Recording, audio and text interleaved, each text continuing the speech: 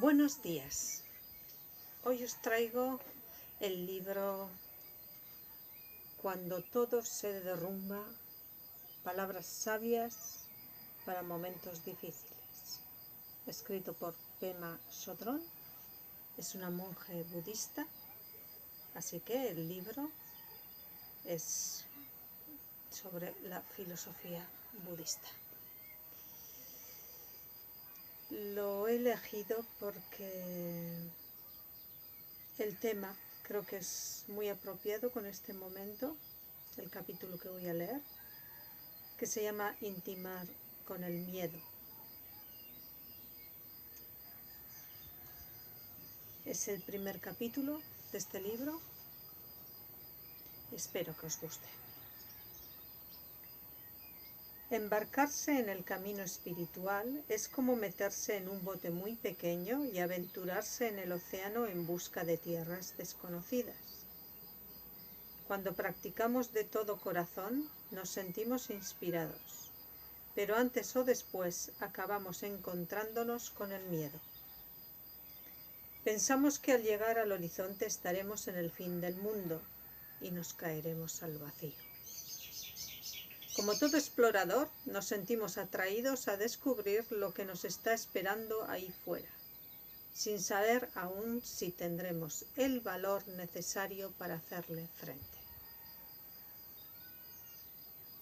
Si nos interesamos por el budismo y decidimos descubrir lo que tiene que ofrecernos, pronto descubriremos en su oferta varios matices distintos. En la meditación intuitiva comenzamos practicando la conciencia del instante, estar plenamente presente en todas nuestras actividades y pensamientos. En la práctica del Zen escuchamos las enseñanzas sobre el vacío y enfrentamos el reto de conectar con una claridad mental abierta e ilimitada. Las enseñanzas del Vajrayana nos introducen a trabajar con la energía en todas las situaciones y nos hacen ver que cualquier cosa que surja es inseparable del estado de despertar. Cualquiera de los planteamientos anteriores puede engancharnos y entusiasmarnos para continuar explorando. Pero si queremos profundizar y seguir practicando sin vacilación, inevitablemente llegará un momento en que sentiremos miedo. El miedo es una experiencia universal. Lo sienten hasta los insectos más pequeños. Cuando vamos chapoteando entre los charcos que quedan tras la bajada de la marea y acercamos el dedo a los cuerpos suaves y abiertos de las anémonas, podemos ver cómo se cierran. Lo mismo les ocurre espontáneamente a todos los demás animales. Sentir miedo cuando nos enfrentamos a lo desconocido no es algo terrible. Más bien es una parte integral del hecho de estar vivos y que todos compartimos. Reaccionamos ante la posibilidad de encontrarnos con la soledad, con la muerte, ante la posibilidad de no tener nada a lo que agarrarnos. El miedo es una reacción natural al acercarse a la verdad. Pero si nos comprometemos a quedarnos donde estamos, nuestra experiencia se vuelve muy vivida. Las cosas se ven muy claras cuando no hay escape posible. Mientras estaba en un largo retiro, tuve una revelación que pareció conmover cielos y tierra.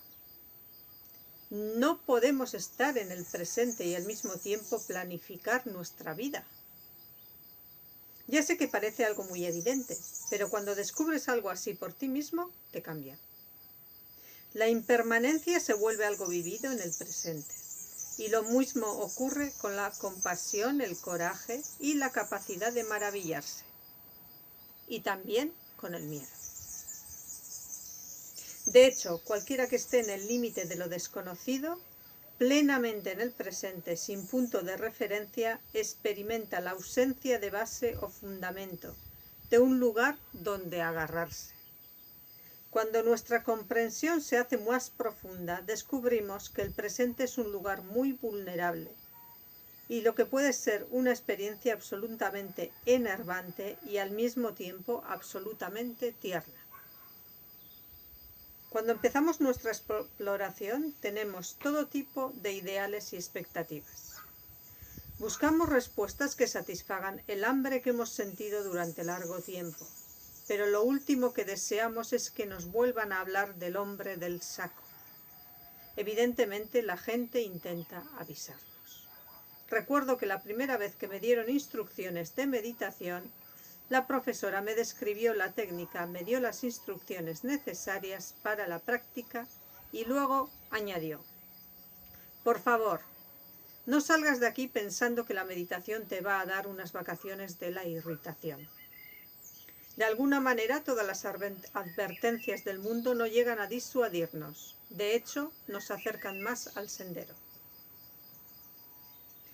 De lo que estamos hablando es de llegar a conocer el miedo, de familiarizarnos con él, de mirarle directamente a los ojos, no como una forma de resolver los problemas, sino como una manera de deshacer completamente las viejas maneras de ver, oír, oler, saborear y pensar.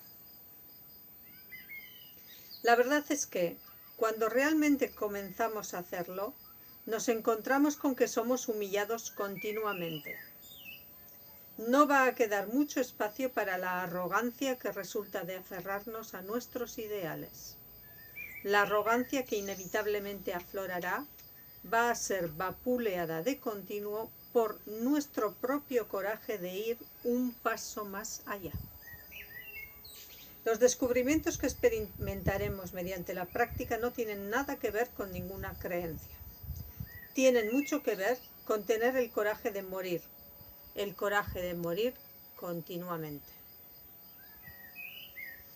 Las instrucciones sobre la conciencia del momento, la vacuidad o el trabajo con la energía apuntan hacia el mismo hecho. Estar en el sitio justo nos deja clavados al punto del espacio y del tiempo en el que nos encontramos. Cuando nos detenemos allí mismo y no expresamos ni reprimimos, no nos culpamos ni culpamos a los demás, nos encontramos frente a una pregunta abierta que no tiene respuesta conceptual.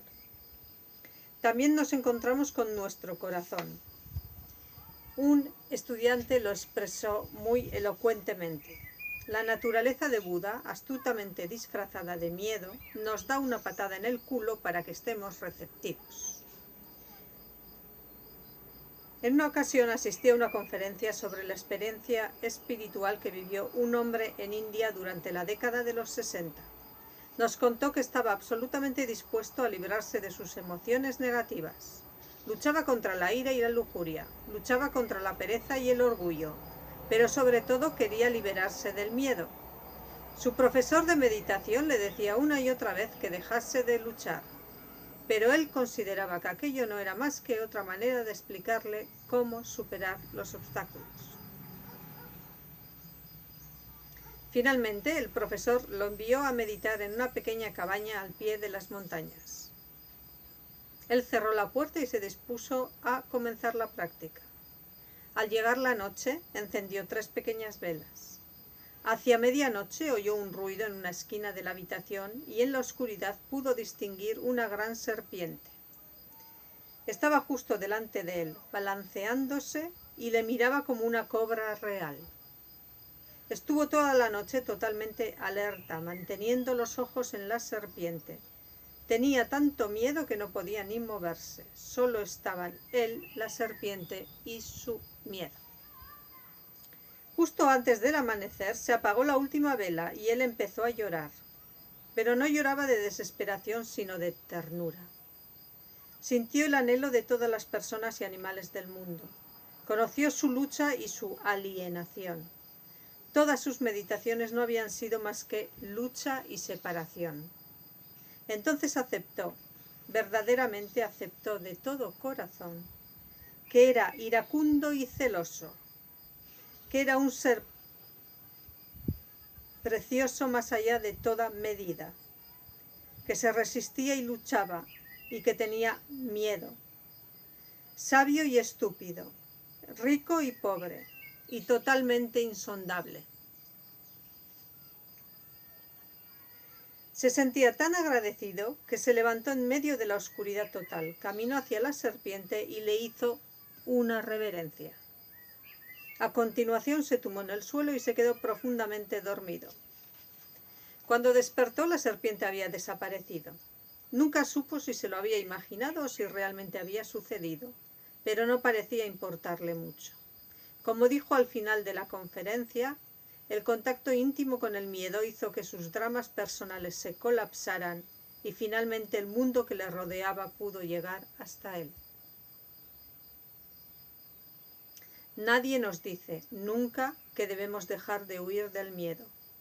Raras veces se nos dice que nos acerquemos más, que sigamos allí, que nos familiaricemos con él. En una ocasión le pregunté al maestro Zen Kobun Chino Roshi cómo se relacionaba con el miedo y me dijo: concuerdo con él, concuerdo.